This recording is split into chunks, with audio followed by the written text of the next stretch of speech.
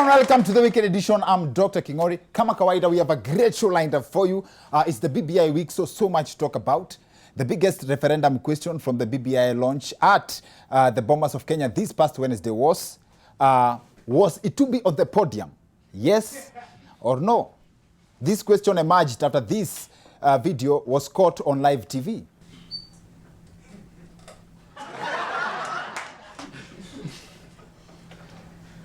So it could be that all this time the initials for BBI actually stands for Beba Beba Itumbi. Now,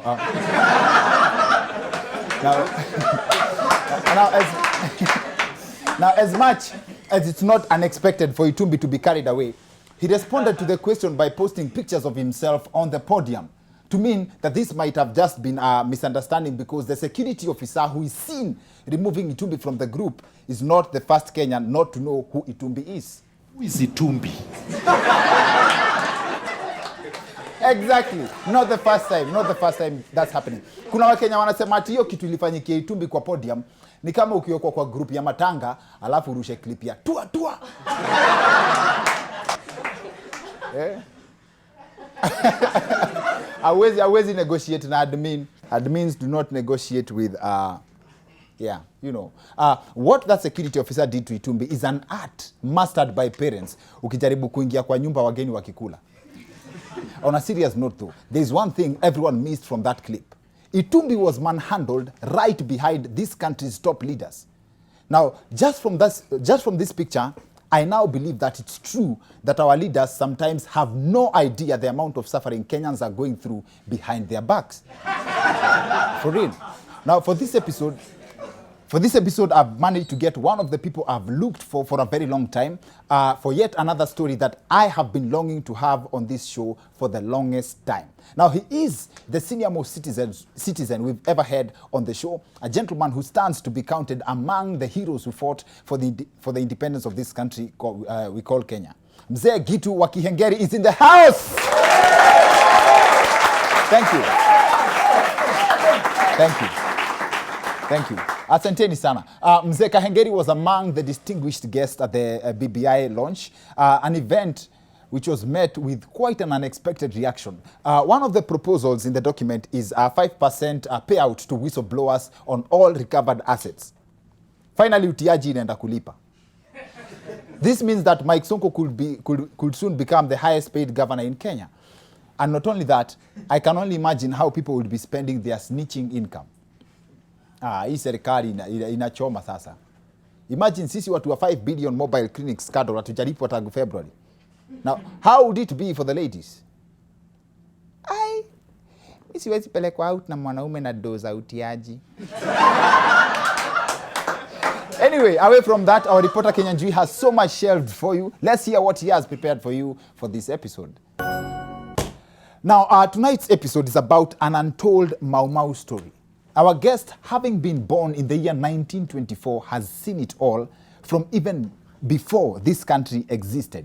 Mzee Gitu wa Kihengeri joins me on the other end of this short break for a conversation you should not miss for anything. See you guys in a bit. We have a great show lined up for you, kama kawaida. And our guest tonight is a Mau Mau war veteran. But before I introduce him, I'd like to give a warm shout out to one of our audience members, anaitwa Ali Ahmed. Ali Ahmed ametutengenezea hii kitu desk mpya just in case something happens to this one. We'll be doing the show from this one. Asante sana Ali Ahmed for this. And now away from that, like I said, our show tonight ni about an untold Mau Mau story. And our guest, like I said, has seen it all. Gitu wa Kihengeri is in the house.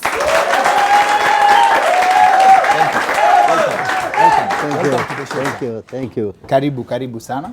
Shukrani sana. Karibu sana. There is so much we can talk about. Yeah.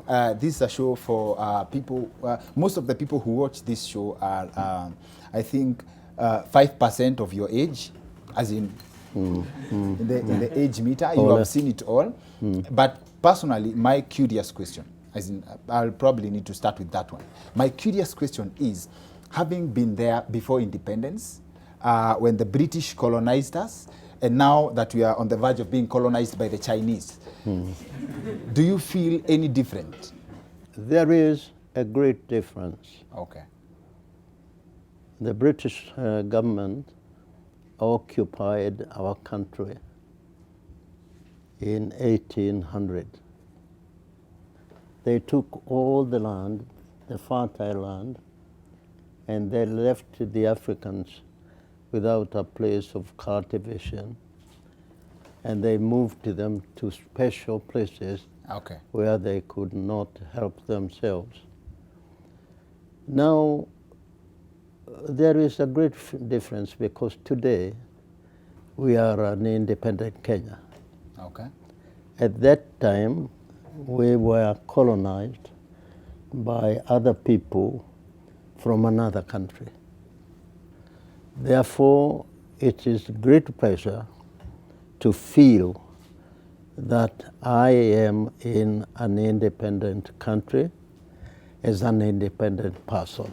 The feeling. That is the feeling. difference. Just the feeling. And for the people, the story about the struggle is very long and interesting, but I'm particularly curious about kuna wakati watu walienda kupigana vita, fighting for the British. And then when they came back, they were paid with boots. How was that? How was the reaction? Does that explain why, even after fighting for the country, they were satisfied bila shamba? That paid by boots. Yes. That is not the Kenyan struggle. Okay. Yes, that was a British Second World War. The Kenyans who where fought for the British. people of Kenya was conscripted into the army of the British government. They were taken to Middle East. They were taken to Ceylon. They were taken to any other places in the Middle East to fight against the Japanese for the British Empire. Okay. These are the people who were, when they came home, they were only awarded the boots Yes. they were using during the struggle in the fight in the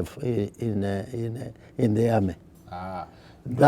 That is quite different story with the people who fought for this country to remove the British government.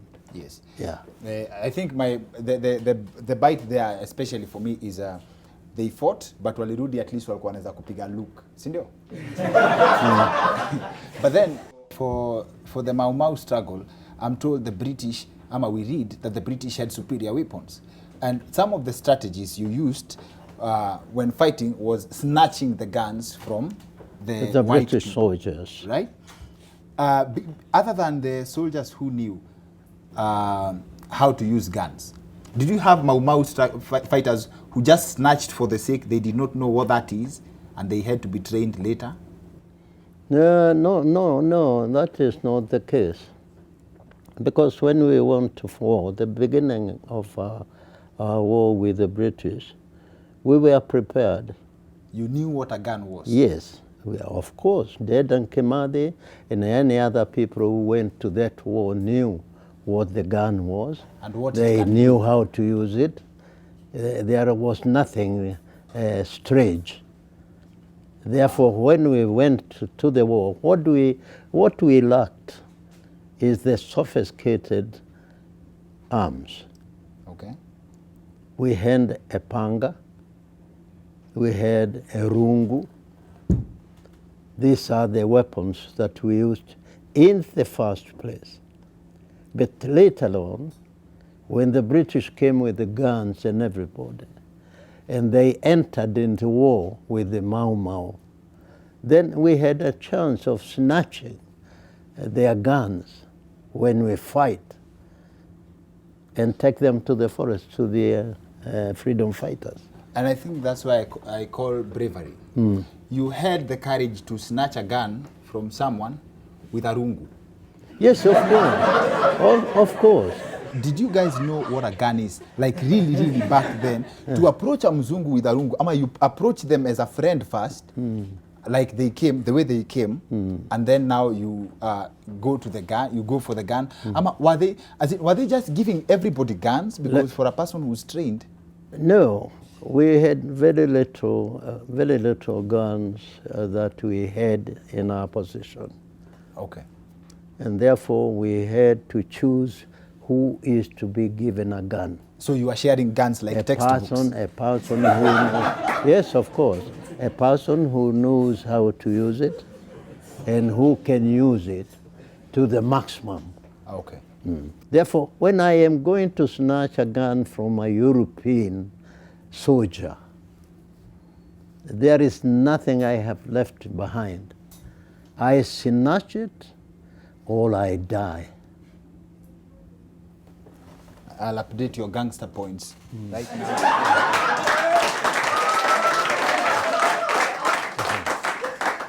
You are currently cruising at 1 or 2%. But you are just the boardroom guy, strategy, you also went to field work sometimes? Both. I went both. I started with the other freedom fighters, the guerrilla war. Yes. That we started in Nairobi here, in Nakuru, in Mombasa, in towns. That is where we started before we moved to the forest. Okay. Therefore, my job was fighting, of course, and organizing the liberation struggle. For all that the Mau Mau went through, right? The torture, the incarceration, you successfully sued the British government and won 2.6 billion. Yes. And after that, I understand that there are people who showed up as Mau Mau after the money. I don't know about Tukoflani Mau Mau, but I'm told there are people who showed up. How did you divide the money now? How did you... Yeah. The amount of torture someone went through? That is simple. I personally took the case to England. Yes. I registered the case in England, in the registries on the 25th of June 2009. Yes.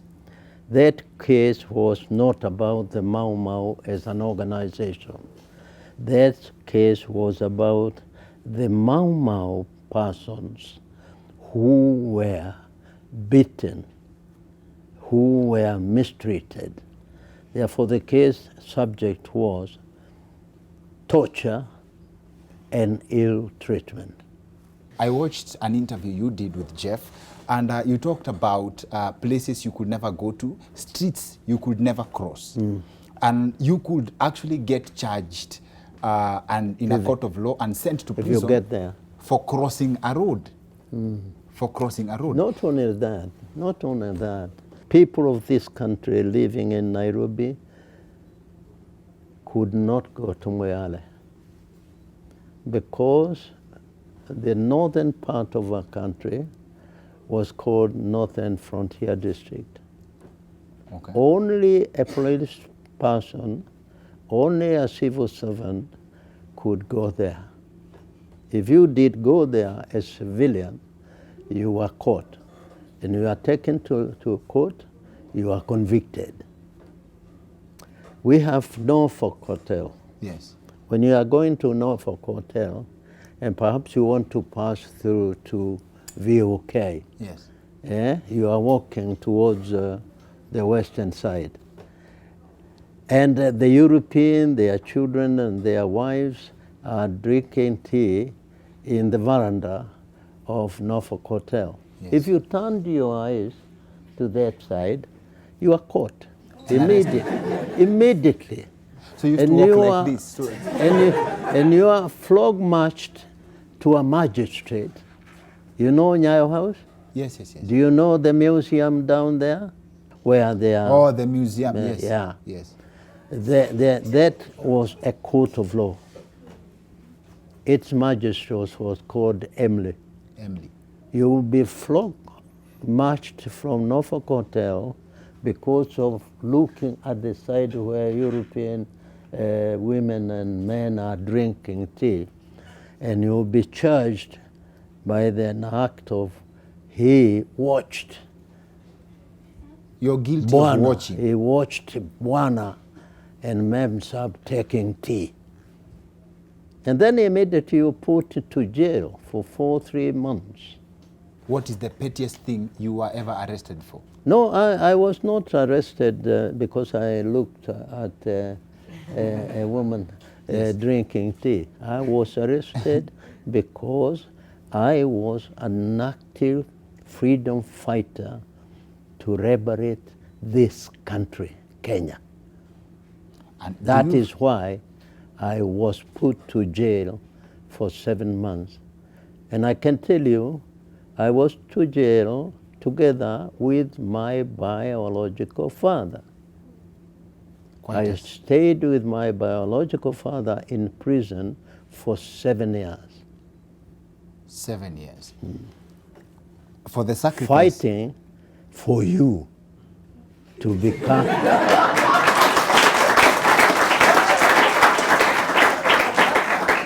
fighting for you to become a doctor.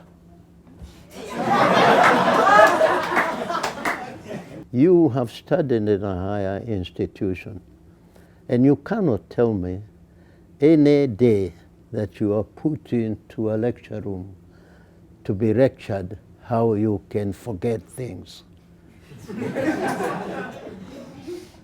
If you did, you can tell us. No. You have a point. You have a point. Yes. Therefore, what we did for this country cannot go away. And we want our children, including you who are here, to know that somebody somewhere died for your prosperity.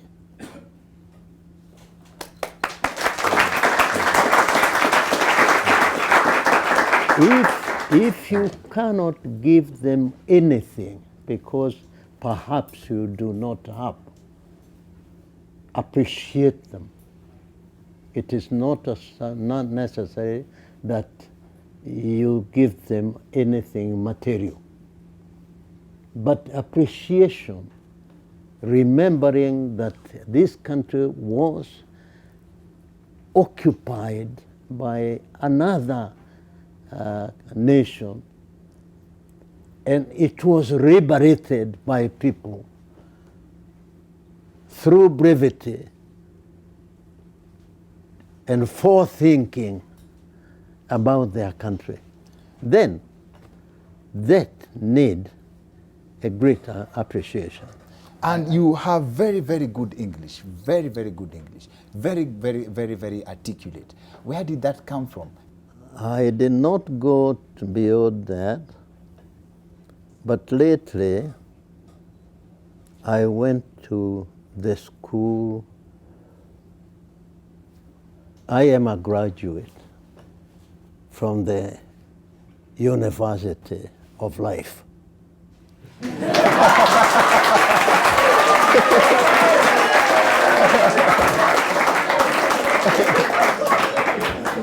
Okay. I don't think we, a thank you is enough for the sacrifices that were made back then. And I'm not sure how many people would go for a fight in the name of fighting for the country if that was to happen today. So as your final word of advice on today's show, to the young people, what would you have to say? I am very happy that I've met many young people, girls and young people, who belong to this country. When I went to war with my colleagues, we went to war to fight against the British enemy, to move out of our country so that our freedom can come back to us.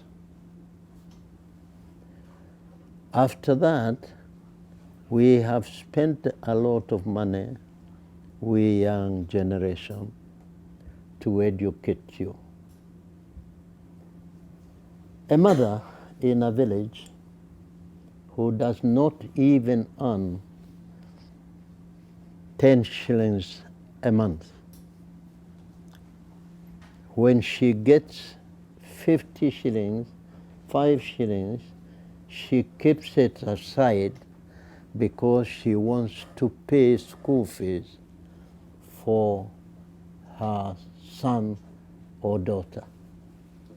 We have done that for many years. And I am sure you know that, because that is where you have come from. But when you become educated,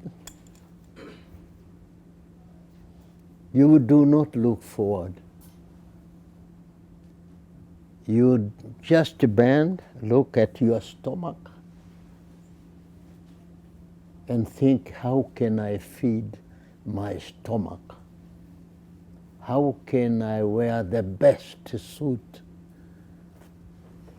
in how can I drive the best car? That is what you're looking for.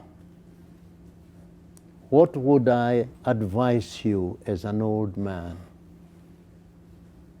I would advise you to work hard. Look for all the kind of material you want. But do not think you have come to an end because you have that. You will only come to an end when you will help your country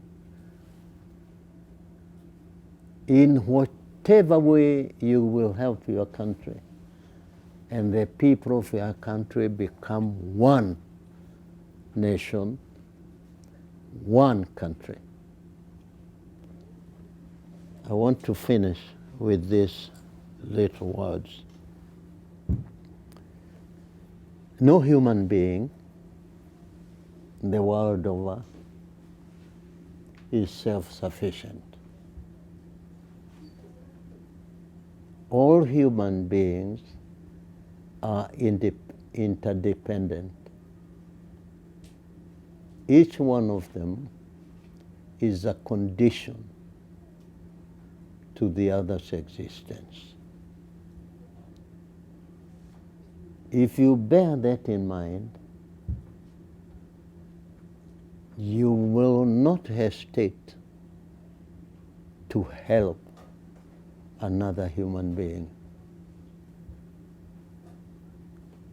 Because without the other human beings, you cannot live.